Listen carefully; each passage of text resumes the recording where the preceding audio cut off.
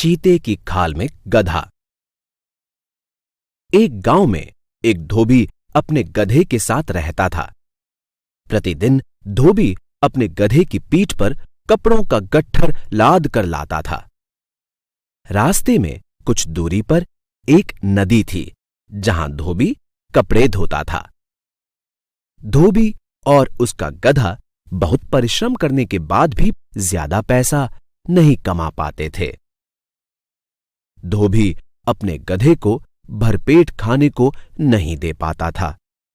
इस कारण गधा बहुत दुबला हो गया था। धोबी यह देखकर बहुत दुखी रहता था।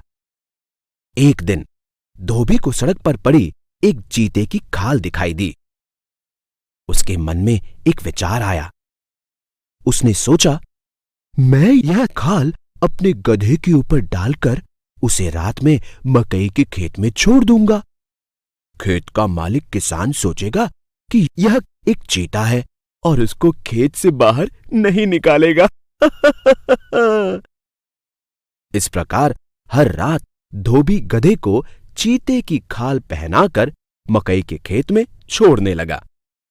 गधा पूरी रात जितनी मकई खा सकता था खा लेता था।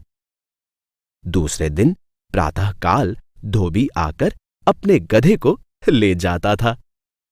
इस प्रकार धोबी और गधा बहुत खुश रहने लगे। किसान भी प्रतिदिन गधे को चीता समझकर डर के कारण वहां से भाग जाता था। एक दिन सुबह धोबी के आने से पहले धोबी के गधे के कान में किसी दूसरे गधे की ढेंचू ढेंचू की आवाज पड़ी।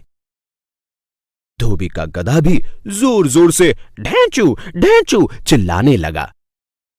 उसकी आवाज सुनकर किसान खेत की तरफ भागा। उसने देखा कि धोबी का गधा चीते की खाल में था।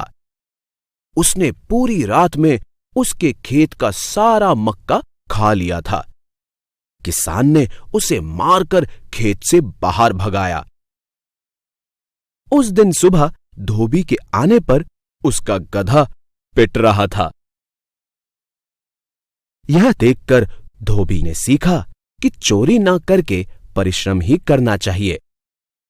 तब से धोबी रात दिन परिश्रम करके इतना पैसा कमाता था कि अपना और अपने गधे का पेट आसानी से भर सके। शिक्षा: ईमानदारी से मिलता इनाम, पर मार खाता बेईमान।